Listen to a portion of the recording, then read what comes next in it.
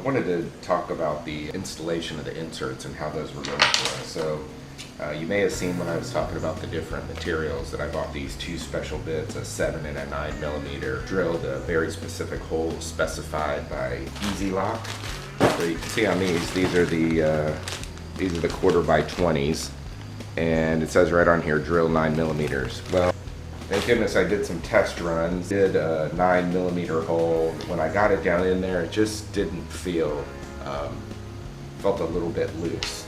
I have a pretty large drill bit set, so I ended up going through all my drill bits and I honed in on this guy, which is a 19/64 for it's a bit smaller, but you can see that it's just slightly bigger than the end of this, of the insert, and then the insert actually slopes outward.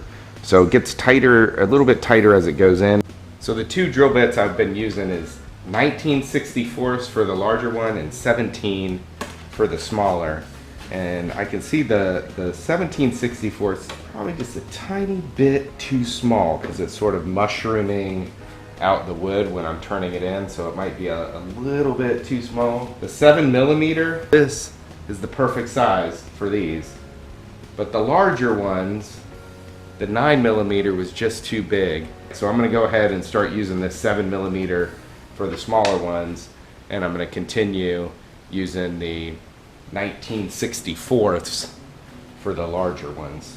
And because of the way that this is all going together, I didn't really have a real good way to actually mount them in without just doing really detailed double, triple check measurements, marking all the holes and drilling them out right at these cross sections.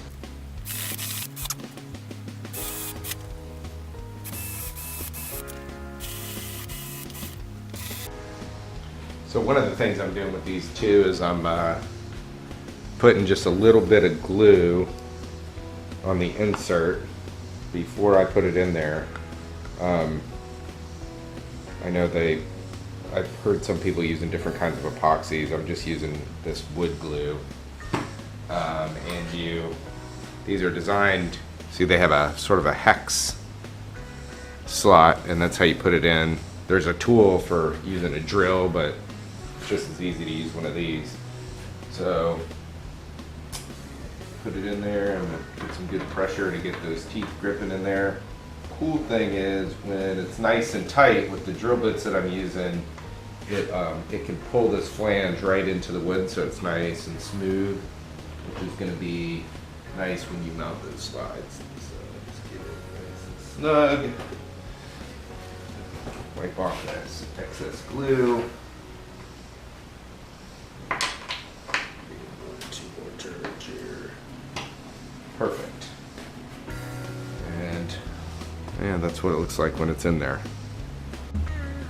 So for the frame side, if you go through all the way, it's not really a big deal, but on the drawer you don't want to, because if I go all the way through here, there's gonna be a hole in my drawer. So I'm gonna be super extra careful. Now the good thing about this, the insert for the drawer side is smaller because the screws required are smaller, so I don't have to go as deep. On the frame, it was just a shade under 3/4 of an inch, so it was tough to not drill all the way through. But on this one, I should be able to do it. I'm gonna drill down just as far.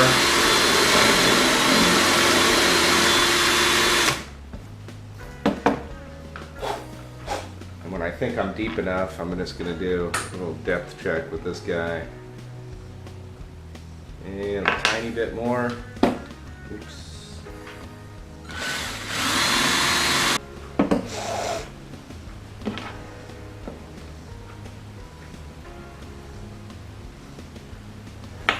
Tiny bit more, so I'll keep doing this until I get just the perfect depth. A little more tedious, but I'll make sure that I don't actually drill all the way through this thing. So at the end of the day, how easily and cleanly these go in, I think depends a lot about making sure your hole's deep enough If it's wide enough, then sometimes if the wood's a little softer, it'll mushroom up, and sometimes it'll draw down easily and nice and tight. So I think it just depends on the natural variations in the wood. So if it's not going in real good, you can hone it out a little bit more, and that'll make it go in a little bit better. Or you can even, some of these I just trimmed this off. As long as it wasn't stripping in there, I was pretty happy. If you like this video, please give us a thumbs up and consider subscribing to our channel. And always feel free to leave us any comments or questions that you might have.